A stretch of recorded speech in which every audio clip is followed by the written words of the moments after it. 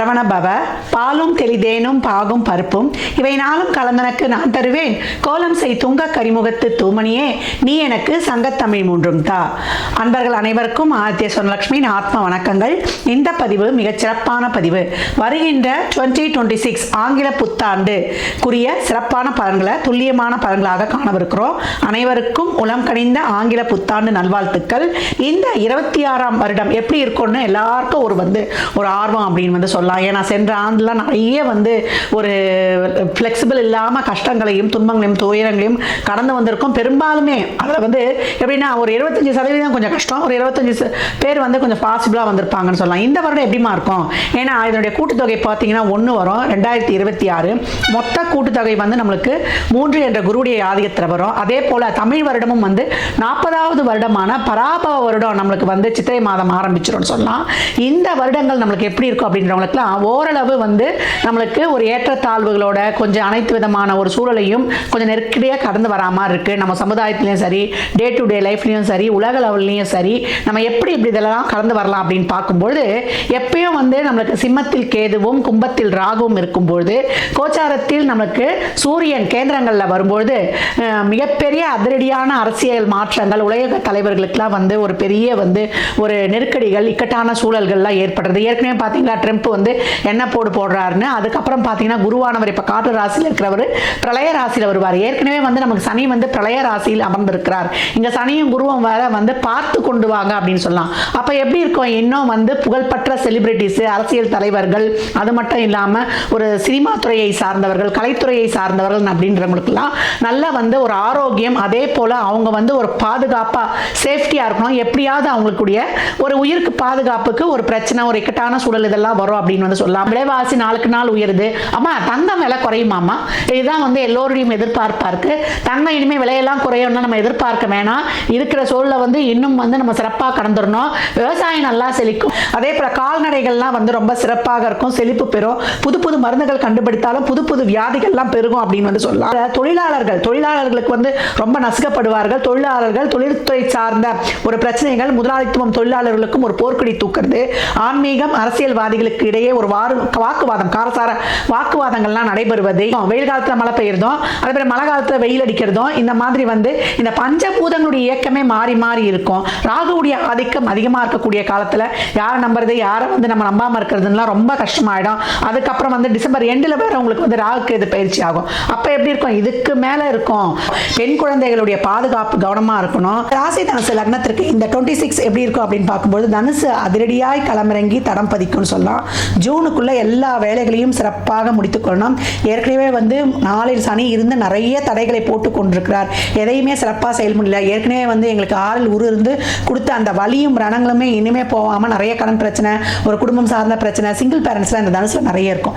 அந்த மாதிரி இருக்கிறவங்களாம் குழந்தைகள்லாம் நான் எப்படி எடுத்துட்டு வருவேன் செய்வேன்னு தெரியல. நல்ல பொருளாதாரம் இல்லையம்மா, ரொம்ப கஷ்டமா இருக்குது. உடலும் எனக்கு ஒத்துழைக்கல அப்படின்னு சொல்றாங்க. நல்ல நேரத்துக்கு சாப்பிட்டு தூங்கக்கூடிய தனுசு எனக்கே உடல் ஆரோக்கியம் இருக்கும். அதை மிஸ் பண்றவங்களுக்கு ரொம்ப பாதிக்கப்படுவீங்க அப்படின்னு சொன்னா. இந்த காலகட்டத்தில் வக்ரமாகி குரு அமர்ந்து ஒரு முன்ன பின்ன அப்படியே இழுபறியா இருக்குதுமா எல்லாமேன்னா பயப்படாதீங்க. திறமையாக ஒவ்வொரு விஷயத்தையும் பொறுமையா நிதானமா ஒரே நேரத்தில் 4 வேலையை முயற்சி ஆகுதுங்க. ஒரு வேலையை முடிச்சுட்டு அடுத்து இன்னொரு வேலையை போடுங்க. நல்லா சிறப்பாகவே உங்களுக்கு வெற்றி காணுவீங்க. எந்த ஃபீல்டில் வரணும், வெளியில் வரணுமா, வீட்டில் நல்ல பேர் வாங்கணுமா, அந்த ஃபீல்டில் நீங்கள் சிறப்பாக கிளம்புறீங்க. பெண்களுக்கு ரொம்ப அருமையான காலம். மங்கையராய் பிறப்பதற்கு மாதவம் செய்திட வேண்டும் அம்மா. தனுசு ராசி பெண்கள் சாதிக்கக்கூடிய அருமையான காலம் அப்படின்னு சொல்லலாம். ஜான் ஆரம்பிச்சதுலேருந்தே உங்களுடைய திட்டங்களை படிப்படியாக போட்டுருங்க. அரசியல் அரசாங்கத்துறையில் இருப்பவங்களுக்குலாம் நல்ல ஒரு பதவி பேர் புகழ்லாம் கிடைக்கும். எலெக்ஷன்லாம் நல்ல வெற்றியை காணுவது, மாணவர்கள் நல்ல எக்ஸாம்ஸ் அட்டன் பண்ணுவது, வயதானவர்களாக இருந்தால் கூட உங்கள் ஆரோக்கியத்தில் ஒரு முன்னேற்றம் காணுவது. மற்றபடி ஒரு நார்மல் லைஃப் லீட் பண்ணுறேன்னா அப்படியே அதை கடந்து வந்துருங்க.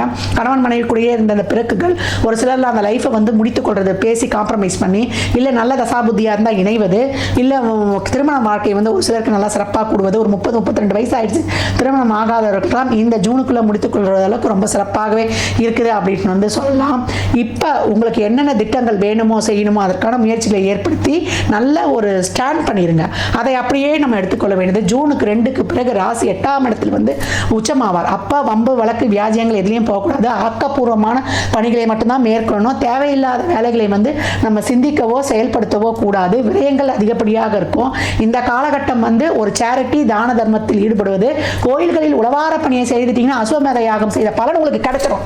உழவார பணி என்பது பழமையான சிவாலயங்களை மீட்டெடுக்கணும். அதுக்கு போய் நம்மளால உயன்ற புனரமைப்பை செய்யும் பொழுது உங்களுக்கு எந்த தீங்குமே ஏற்படாது அப்படின்னு வந்து சொல்லலாம்.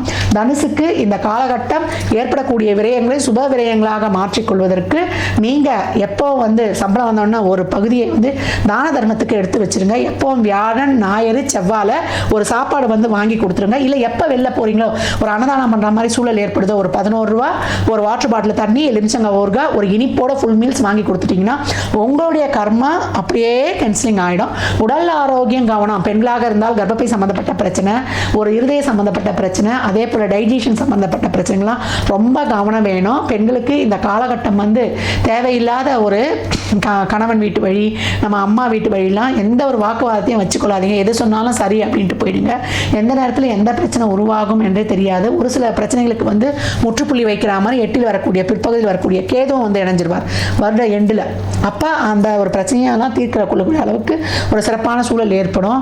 இப்போ 8ல் குரு உச்சமாகும்போது உங்களுடைய விலையுயர்ந்த பொருட்கள், உங்களுடைய தங்க நகையெல்லாம் பாதுகாப்பாக வச்சுக்கணும். இல்லை தங்கத்தில் முதலீடு செய்வது, வெளியூரில் சொத்து வாங்குவது, பிரயாணங்கள், ரயில் பிரயாணங்கள், நீர்வழி பிரயாணங்கள்லாம் இந்த காலத்தில் போகக்கூடாது. மக்கி ஜம்ப்பு, இந்த ஜம்ப்பு, அந்த ஜம்ப்பு, இந்த வாட்டர் தண்டர்லாம் சொல்லுவோம் இல்லையா, அந்த மாதிரி அந்த வாட்டரில் இருக்கக்கூடிய கேளிக்கை நிகழ்ச்சிகளுக்கெல்லாம் போகக்கூடாது. இரவு நேர பயணங்களில் கவனம். நம்ம நீண்ட தூர பயணம்லாம் பண்ணுறோம்ல, இந்த ஹரித்துவார், இமாலய பயணங்கள், அதெல்லாம் போகும்போது சாப்பாடு, தண்ணி, காற்று சுவாசிக்கிற இதில் ரொம்ப கவனமாக இருக்கணும். மூலாதார சக்கரத்தை ஆக்டிவேட் பண்ணி அந்த லேம்ன்றது எவ்வளோ தூரம் நீங்கள் எடுக்கிறீங்களோ அந்த அளவுக்கு வந்து எடுத்து அந்த மூலாதார சக்கரத்தை ஆக்டிவேட் செஞ்சுக்கணும்னா லக்னாதிபதி ரொம்ப ஸ்ட்ராங் ஆகிடுவார். அதெல்லாம் கூகுளில் தேடி பாருங்க. அந்த 7 சக்கராஸ் ஆக்டிவேட் பண்ணும்பொழுது தனுசு வந்து மிக சிறப்பாக இந்த எல்லா ஒரு சூழலையும் கடந்து வந்துடும் அப்படின்னு வந்து சொல்லலாம். இப்போ உங்களுக்கு ஜூனுக்குள்ள சுப நிகழ்ச்சிகளில், தொழிலில் எல்லாத்தையும் ஒரு மாற்றங்களை செய்து கொண்டு அப்படியே அதுக்கப்புறம் இருக்கிறத வைத்து அப்படியே கடந்து வந்துடணும். பணம் கொடுக்கல் வாங்கல், வாய் வார்த்தையில், ஜாமீனில், தெரியாத அறியாத விஷயங்களை தலையிடுறது, முதலீடு நிறுவனத்தில் போடுறது, இதை விஷயங்களெல்லாம் வைத்துக் கொள்ளக்கூடாது. பெண் குழந்தைகள் இருந்தால் 4, 8, 12 தசாபுத்தி நடத்தா கவனமாக பார்த்துக்கணும். பெண்களுமே கவனமாக இருக்கணும். அது 50 வயதாக இருந்தாலும் சரி, 60 வயதாக இருந்தாலும் சரி.